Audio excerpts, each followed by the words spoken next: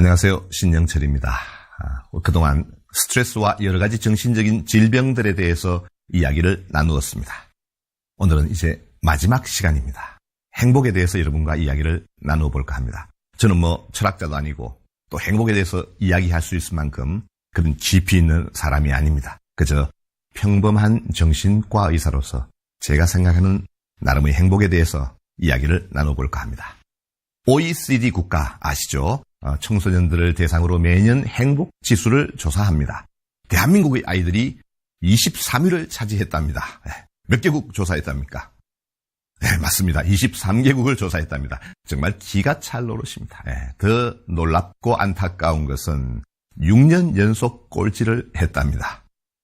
이 잘 나가는 대한민국의 아이들이 불행하다는 게 여러분 이해가 됩니까? 전문가들이 나와서 분석합니다. 다 똑같아요. 공부, 성적, 학원, 입시 이것 때문에 아이들이 불행하다는 겁니다. 여러분 동의하십니까? 저는 동의할 수가 없습니다. 물론 지나친 것은 맞습니다. 그러나 아이들이 공부, 성적 이것 때문에 불행한 것이 결코 아닙니다.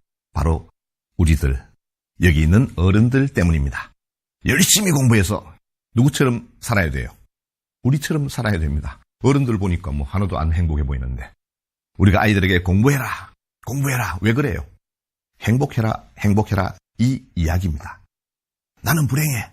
너는 아빠처럼 엄마처럼 살지 말고 열심히 공부해서 하버드 나와서 떵떵거리며 살아라. 이 이야기지요. 한풀이입니다. 아이들의 행복 지수를 높이는 가장 쉬운 방법은 우리가 먼저 행복해지는 것입니다. 문제는 요즘같이 힘든 시기에 행복하게 살자. 이런 소리 하면요. 씨알도 안 먹힙니다. 힘들어 죽겠는데 무슨 행복 이런 표정입니다. 이해합니다. 어디를 둘러봐도 편안한 구석이 없습니다.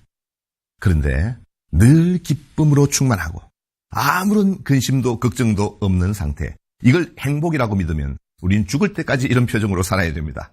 그런 사람이 세상에 어디 있겠습니까? 인생 자체가 고난인데.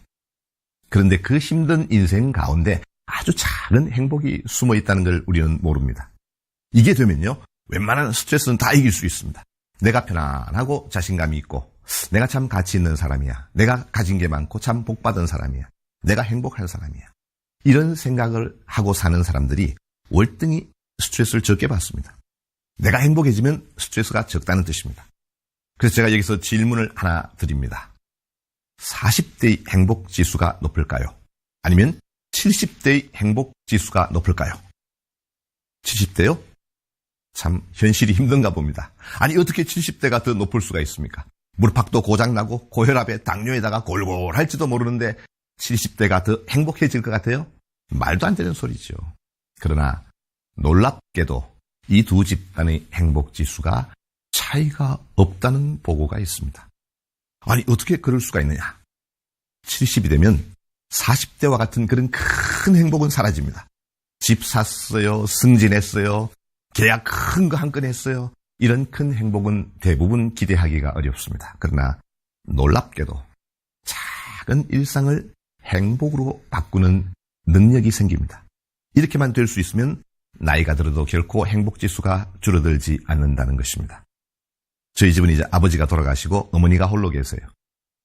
제가 작년 5월달 이렇게 있었던 일인데요. 찾아뵈니까 아들이 왔다고 좋아하세요. 아들아 일로 좀 와봐. 그리고 저를 베란다로 끌고 갑니다. 화분을 이렇게 내려다보시는 겁니다. 아들아 이거 좀 봐. 이 꽃이 말이야 6월달에 피는 꽃이야. 근데 우리 아들이 왔다고 5월에 피었구나. 이런 소리를 하면서 행복해 하시는 겁니다. 내가 보니까 진짜 아무것도 아니에요. 이제 겨우 꽃망울 좀 올라온 그겁니다. 그걸 보면서 그 표정이 장난이 아니었습니다. 그래 바로 이런 건가 보구나. 우리가 지금 작은 일상을 행복으로 느끼는 훈련이 된다면 우리 행복지수가 올라갈 수 있겠구나. 그런 생각을 하게 됐습니다. 그러면서 저도 제 자신을 돌아보는 훈련을 하게 됐죠. 한 2년 전 가을에 받았던 작은 엽서를 여러분께 소개해 드릴까 합니다. 누가 보냈지? 이렇게 보니까 우리 병원에 어떤 간호사가 보낸 겁니다. 왜 보냈을까? 생각해 보니까 이 엽서를 받기 6개월 전에 우리 병원 간호사를 한 30명 모집했어요. 그리고 매주 월요일마다 제가 강좌를 열었습니다. 3번 했죠. 강좌가 마치면 저하고 같이 밥을 먹고 하루는 길을 가다 간호사들이 오는데 표정들이 장난이 아니에요. 얼마나 지쳤겠어요. 제가 밖에서 맨날 행복하게 살자, 이런 소리 하고 다니는데 야, 이 친구들부터 좀 힐링해야 되겠다. 그래서 누가 시키지도 않는데 3주간 강의를 연 겁니다. 그리고 마치고 잊어버리고 있었는데 6개월 만에 엽서를 받은 겁니다. 아, 참 그걸 기억하고 있다가 엽서를 보냈구나. 참 고마웠습니다. 그래서 이걸 페이스북에 올렸습니다. 그랬더니 교수님 얼마 전에 보낸 게 아니고 6개월 전에 보낸 편지예요. 이런 답글이 달렸어요. 깜짝 놀라서 보니까 이 간호사가 제 강의를 듣고 많은 생각을 했답니다. 그리고 전주에 있는 한옥 마을로 홀로 내려갔대요. 밤에 이렇게 감동이 오더랍니다.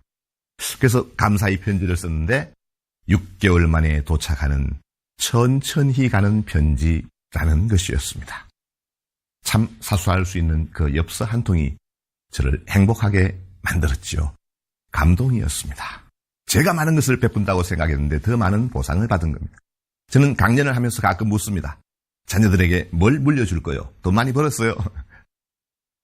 사실 저는 이런 이야기를 들려준 부모가 되고 싶습니다. 아들아, 딸아, 늘 행복하지는 못했단다. 지치고 힘들고 넘어지고 또 좌절할 때도 많았어. 그런데 말이야. 그럼에도 불구하고 세상은 참 살만한 곳이란다. 아빠는 참 행복하게 살았단다. 이런 이야기를 들려줄 수 있는 부모가 되고 싶습니다. 이게 제가 자녀들에게 물려줄 수 있는 가장 위대한 유산이라고 믿기 때문입니다. 참 지치고 힘든 삶입니다. 그러나 그 가운데 있는 작은 행복으로 오늘 하루 멋지게 보내시기 바랍니다. 그동안 여러분들과 함께 했던 그 시간들이 참 행복했습니다. 감사합니다.